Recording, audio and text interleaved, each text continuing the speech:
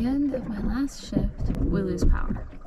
This is my story of how I rode this boat across the Pacific Ocean. That's me, Cassidy. Come relive every unforgettable moment with me through the incredible highs and the intense lows during my 38 days, 9 hours, and 3 minutes at sea. Day 34 had a rough start and it only went downhill from there. I was accidentally late to my 7 a.m. shift.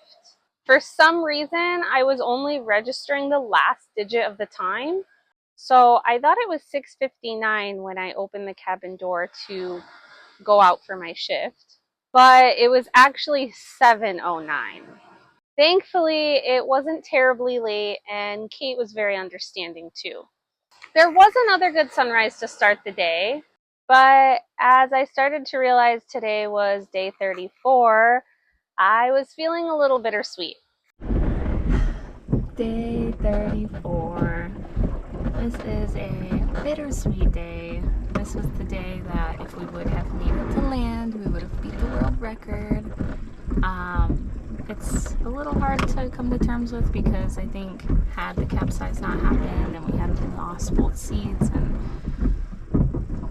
still had, you know, an extra pair of oars, I think that we could have beat the world record.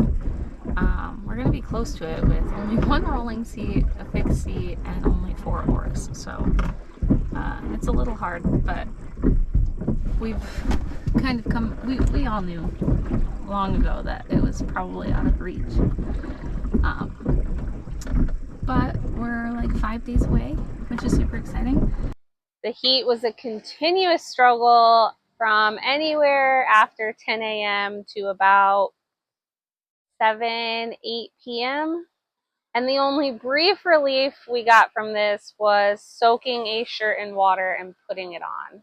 What shirt? Hot day.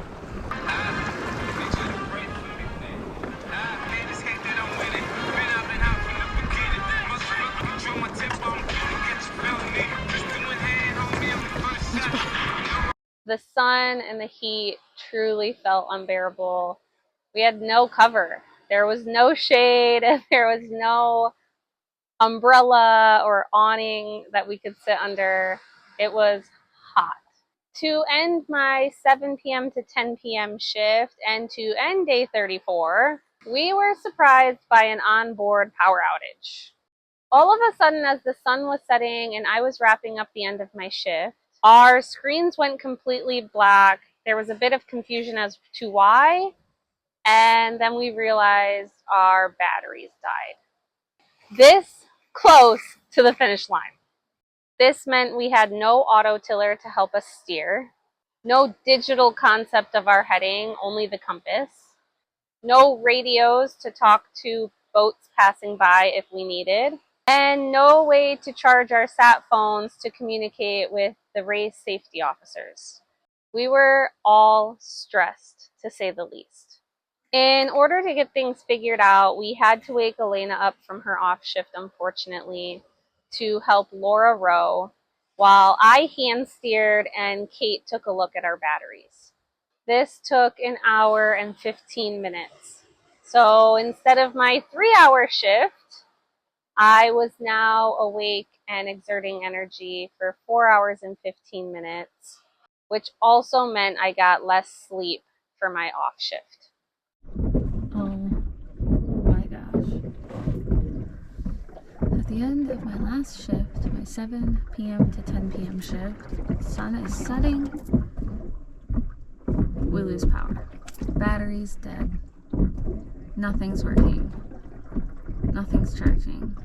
Electronics completely out. It was an overcast day, and we think we ran the batteries too low, and they went into like a power saving mode. It's been rough. I had to stay out there an hour and 15 minutes longer. So I was out there for 4 hours and 15 minutes, and then I only got an hour and a half of sleep.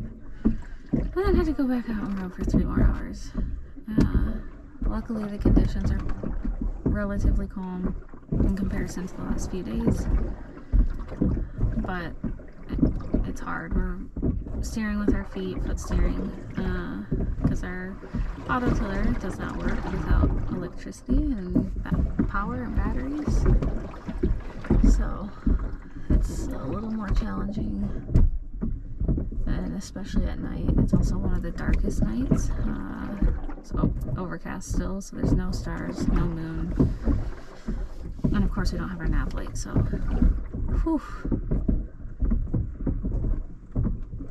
It wouldn't be Full Force's ocean rowing story without a power outage, basically. We're just continuously adding ocean rowing tragedies to our bingo card here, but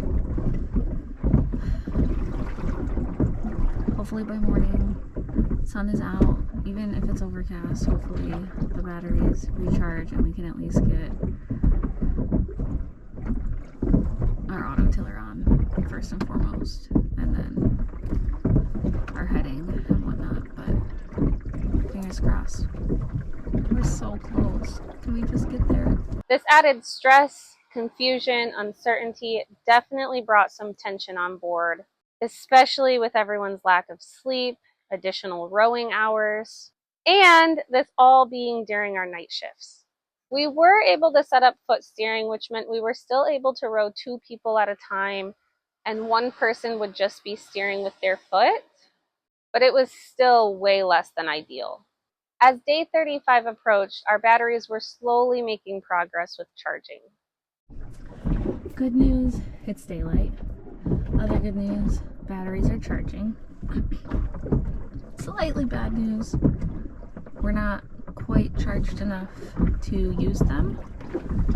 So gonna be probably another shift, maybe 2 or more of foot steering. But it's daylight, conditions are relatively calm. We still somehow got second fastest in the fleet. Our heading is still somehow good. I don't know how we do it, but we always manage to do it. We wrapped up day 35 with a close visit from some birds, a little rainbow in the distance, and another wonderful sunset as always. Before night shift started again, our batteries had charged up enough for us to thankfully be able to use the autotiller and to avoid another night of foot steering. Night 34, around 10 p.m. Just finished my sunset shift, and we were able to turn the autotiller on. Battery is charged up enough for us to use our autotiller and our GPS, but that's about it. Everything else is still off. We're gonna wait tomorrow for the batteries to continue fully charging. But when you're on autotiller and the rowing is much easier, and it just takes a lot of mental capacity out of like steering and rowing, which is very nice and helpful. Just came in, it looks like it's gonna storm. It's pretty dark. Might be a lot of rain. Hoping if it does happen, it passes before my next shift, but we'll see. We're almost there. We're almost there. I keep saying that, but really, we really are. We ended these days at least better than they started, and we're hopeful that they would continue improving from here. Day 34 letter and the last letter of the crossing is from my friend Hannah, and she says, Cassidy, the hardest thing you've ever done is row across the Pacific Ocean. The hardest thing I've ever done is rerun a 4x4 after a meal. You can tell me at the finish line which is harder. For those of you who know the 4x4 rerun, you will think that that's funny. For those of you who don't know, feel free to ask me or ask Hannah. But that last sentence tells a lot that I did not pick up on, and you will know why in the last video of this series. And I will see you next week for days 36, 37, and 38 with added excitement as we approach the finish line.